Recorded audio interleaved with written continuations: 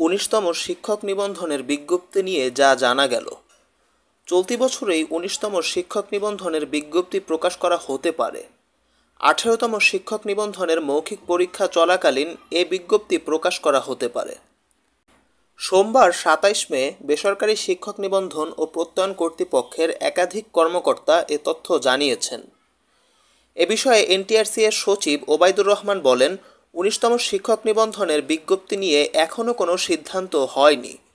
আমাদের পরিকল্পনা হলো চলতি বছরের মধ্যে 18তম নিবন্ধনের কার্যক্রম শেষ করার।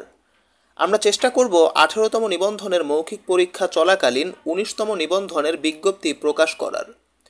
প্রসঙ্গত, বেসরকারি শিক্ষা প্রতিষ্ঠানে শিক্ষক নিয়োগের যোগ্যতা অর্জন করতে হয় শিক্ষক নিবন্ধন পরীক্ষার মাধ্যমে।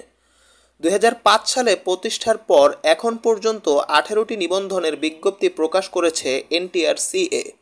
এই নিবন্ধন সনদের মাধ্যমে 1 লাখের বেশি প্রার্থীকে বিভিন্ন প্রতিষ্ঠানে নিয়োগের সুপারিশ করা হয়েছে।